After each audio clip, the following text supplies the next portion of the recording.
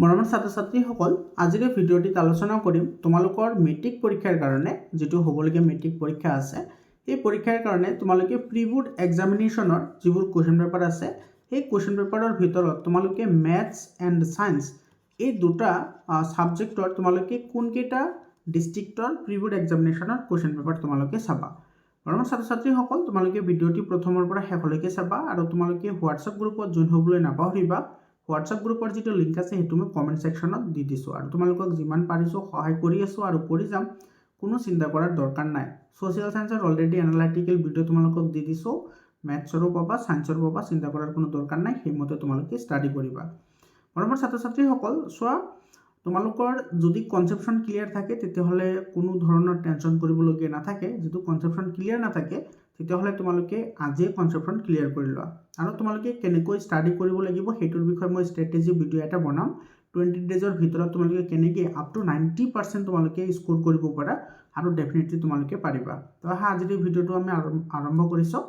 প্ৰথমতে চোৱা, তুমি যদি সায়েন্সৰ কেইটা যদি চোৱা, তোমালোকৰ যদি যোৱা 3-4 বছৰ যদি তুমি এনালাইচিছ কৰা তেতিয়াহ'লে তুমি প্ৰথমতে কি কৰিব লাগিব, সায়েন্সৰ যিটো তোমাৰ কোৱেশ্চন পেপাৰ আছে, বৰপেটা জিলাৰ যিটো কোৱেশ্চন পেপাৰ আছে সেইটো চাবা। বৰপেটা জিলাৰ দুইটা চাবা, ইয়াতে MCQ প্লাছ ডেছক্ৰিপশ্যন এই দুটা তুমি চাব লাগিব, ঠিক আছে। তাৰপিছত আছে তোমাৰ ডিব্ৰুগড় জিলাৰ কোৱেশ্চন পেপাৰটো, আৰু এই গোটেইকেইটা মোৰ চেনেলত সলিউশ্যন কৰা আছে, তোমালোকে চাই ল'বা। তাৰপিছত আছে লখিমপুৰ জিলাৰ, এইটো চোৱা, লখিমপুৰ জিলাৰ তোমালোকে দুটা কোৱেশ্চন পেপাৰ চাবা বুলি মই কৈছোঁ। এটা হৈছে তোমাৰ এই বছৰৰ যিটো কোৱেশ্চন পেপাৰ আছে সেইটো, লগতে তোমাৰ যোৱা বছৰৰ যিটো কোৱেশ্চন পেপাৰ আছে সেইটোও চাবা। দুইটা মোৰ চেনেলত আপলোড কৰা আছে আৰু মোৰ চেনেলত তোমালোকে গমেই পোৱা যে মই কোনো বিজ্ঞাপনযুক্ত ভিডিঅ' নবনাওঁ, গোটেইখিনি 100% কনচেপশ্যনযুক্ত ভিডিঅ' আছে। তোমালোকে এইটো চালে তোমালোকৰ গোটেই বুকখন তোমালোকৰ ৰিভাইজ হৈ যাব, ঠিক আছে। মই গোটেইখিনি তোমালোকক তাতে 100% কনচেপশ্যনৰ সৈতে ভিডিঅ' বনাই দিছোঁ।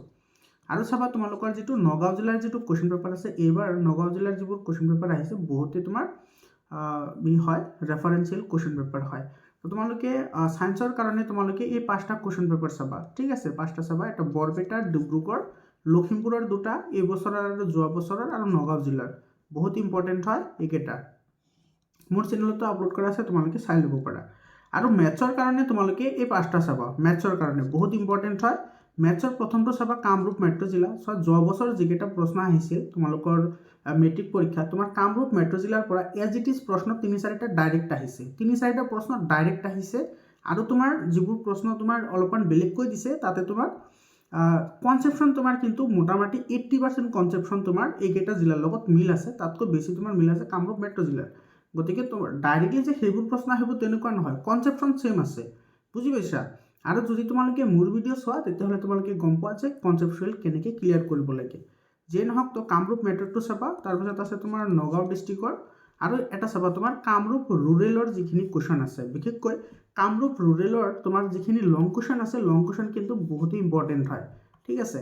ইয়াৰ পিছত আছে তোমাৰ শোণিতপুৰ জিলা। চ' এইবছৰ যিটো শোণিতপুৰ জিলাৰ যিকেইটা তোমাৰ মেথছৰ বা সায়েন্সৰ কুৱেশ্যন পেপাৰ হওক বা তোমাৰ ছ'চিয়েল সায়েন্সৰ কুৱেশ্যন পেপাৰ হওক, বহুত ইম্পৰ্টেণ্ট হয়। আৰু তোমালোকৰ যদি ছ'চিয়েল সায়েন্সৰো কোনটো তোমাৰ ডিষ্ট্ৰিক্টৰ কুৱেশ্যন পেপাৰ ইম্পৰ্টেণ্ট হয়, তোমালোকৰ যদি এনালাইটিকেল ভিডিঅ' লাগে কমেণ্ট কৰি জনাবা। আৰু এটা তোমালোকে কমেণ্ট কৰি জনাবা যে কোনটো জিলাৰ পৰা তোমালোকে চাই আছা, কমেণ্টত জনাবা। আৰু চাবা নলবাৰী জিলা। চোৱা, তোমাৰ এইবছৰ যিটো নলবাৰী জিলাৰ মেথছ আৰু সায়েন্সৰ কুৱেশ্যন পেপাৰ আহিছে, তোমাৰ অলপমান ডিফাৰেণ্ট টাইপ অফ কুৱেশ্যনছ আহিছে। তো তোমালোকৰ এক্সামত তো তেনেকুৱা ধৰণৰ যদি কুৱেশ্যনছ আহি যায় তোমালোকে ৰিস্ক লোৱাৰ কোনো দৰকাৰ নাই। তো নলবাৰী জিলাৰ যিটো কুৱেশ্যন পেপাৰ আহিছে সেইটো তোমালোকে সলিউশ্যন কৰিবা, ময়ো সলিউশ্যন কৰিছোঁ। মোটামুটি তোমাৰ 1 hour and 34 minutes ভিডিঅ' হয়, ঠিক আছে, তোমালোকে চাই ল'বা। আৰু তোমালোকৰ প্ৰি বোৰ্ড প্ৰিভিয়াছ ইয়েৰৰ কুৱেশ্যন পেপাৰ তোমালোকে কি চাব লাগিব চোৱা। আৰু তোমালোকে গমেই পোৱা, মই মনে কৰা একো নকওঁ, এনালাইচিছ কৰিহে কওঁ। আৰু তোমালোকৰ যদি প্ৰিভিয়াছ ইয়েৰৰ যদি কুৱেশ্যন পেপাৰ চাবলগীয়া, বহুতেই ইম্পৰ্টেণ্ট হয়, বহুত ইম্পৰ্টেণ্ট হয় প্ৰিভিয়াছ ইয়েৰৰ কুৱেশ্যন পেপাৰ ছল্ভ কৰাটো।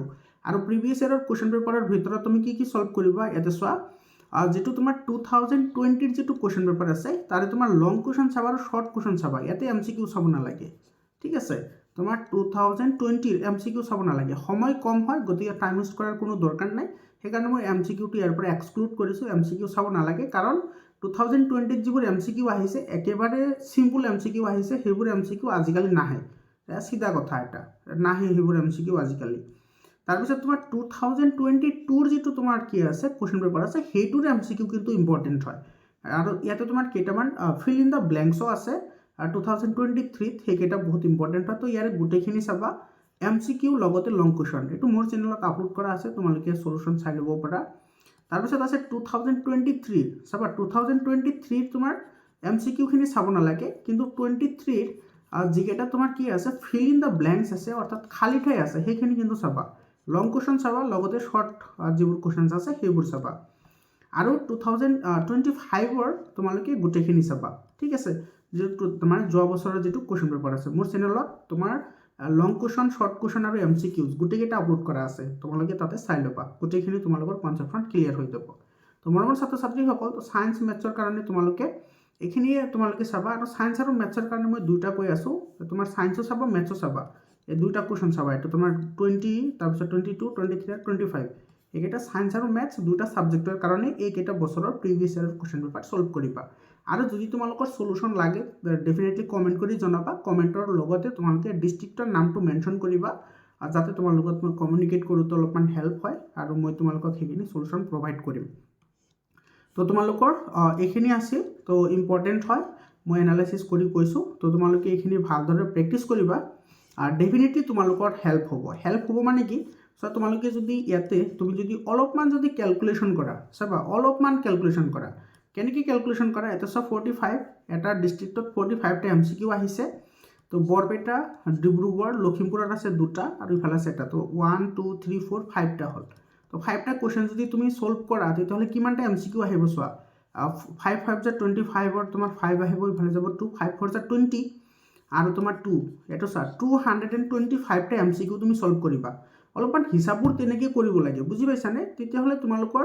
মানে ইজি হয় তোমালোকে সদায় টেনশন লৈ থাকা যে হেতু বহুত বেয়া বুজি পাইছানে তো এই পাঁচটা কোৱেশ্চন পেপাৰ তোমালোকৰ সলভ কৰোতে বেছি টাইমো নালাগে কাৰণ তোমালোকৰ অলৰেডি গোটেইখিনি কমপ্লিট আছে তো তোমাৰ 225টা MCQs আহিব আৰু লং কুৱেশ্চন আহিব তো তোমাৰ বেলেগ বেলেগ জিলাত বেলেগ বেলেগ কুৱেশ্চন আহিছে তো তুমি যদি গোটেইখিনি যদি কভাৰ কৰা তেতিয়াহলে তোমাৰ 100% তোমাৰ কভাৰ হৈ যাব ঠিক আছে তো ম্যাথছৰ কথা কি কওঁ আৰু তোমাৰ ম্যাথছৰ মোটামুটি 80% কুৱেশ্চন এইটো মই একেবাৰে 100% গ্যাৰান্টি দি কৈ আছোঁ এইটো যে ম্যাথছৰ 80% কুৱেশ্চন অসমৰ সকলো জিলাৰে সেম হয় 80% কুৱেশ্চন দুই এটা এক্সেপশনাল থাকে যেনেকুৱা এই বছৰ নলবাৰী জিলাৰ আহিছে নলবাৰী জিলাত এইটো এক্সেপশন কুৱেশ্চন হয় দুই এটা জিলাত এনেকুৱা এক্সেপশন থাকে বাকি তোমাৰ 80% কুৱেশ্চন তোমাৰ কি থাকে সেম থাকে আৰু তোমাৰ 20% কুৱেশ্চন হে তোমাৰ কি হয় অলপমান টাফ হয় নোহোৱা নহয় আৰু টাফ হ'বই কাৰণ তোমাৰ কিছুমান জিনিয়াস ষ্টুডেন্টও থাকে তো সেই সকলৰ কাৰণে তো দুই এটা টাফ কুৱেশ্চন দিয়াটো বহুতে দৰকাৰী হয় পেডাগজিক্যাল এনালাইসিস হয় এইখিনি